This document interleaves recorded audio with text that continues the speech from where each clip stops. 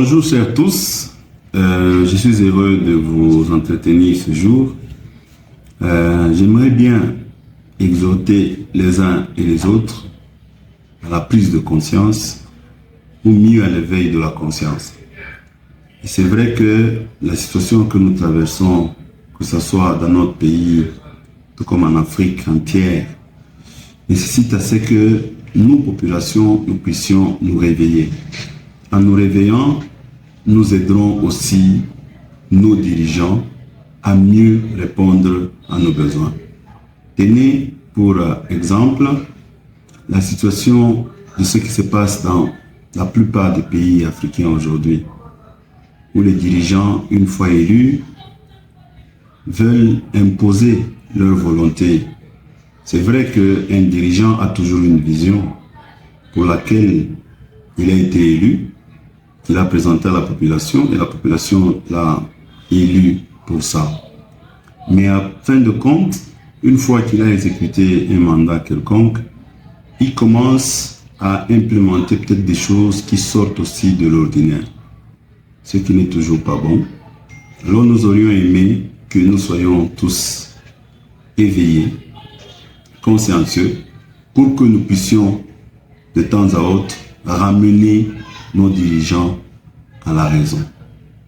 Et la démocratie, tant aimée, tant exigée par beaucoup de gens, mais qui malheureusement ne la prononcent que par la bouche, mais ne la vivent pas, exige que ce pouvoir que détiennent certains dirigeants ou tous les dirigeants, qu'ils reconnaissent en eux que ce pouvoir est l'émanation du peuple.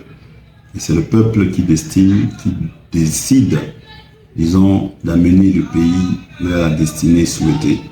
C'est la raison pour laquelle il y a des gens qui viennent, vous proposent leur vision et vous les élisez sur base de cette vision-là.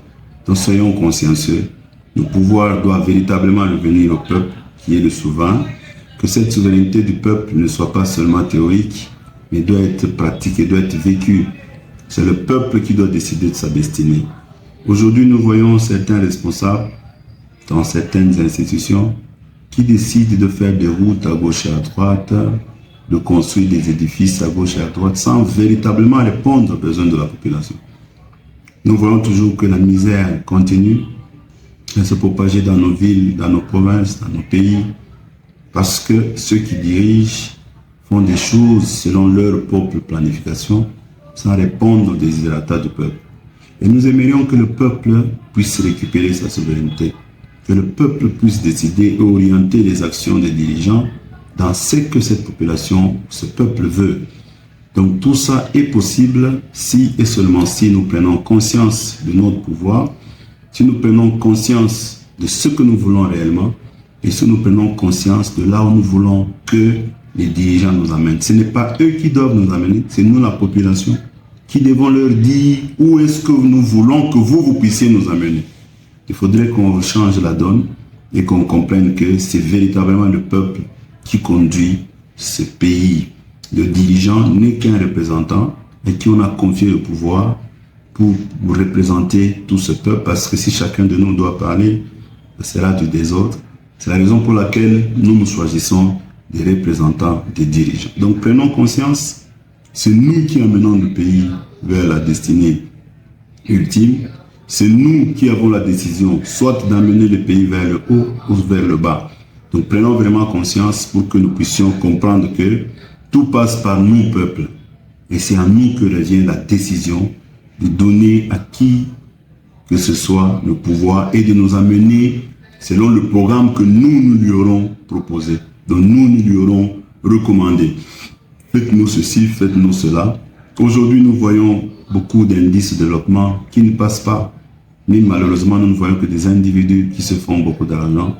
Mais le peuple pour qui ces individus travaillent, le peuple ne bénéficie de rien. Nous avons dans certains coins, comme en RDC chez nous, des gens qui n'ont jamais vu de l'eau, des gens qui n'ont jamais vu de l'électricité, mais qui vivent, soi-disant, dans un pays richement béni.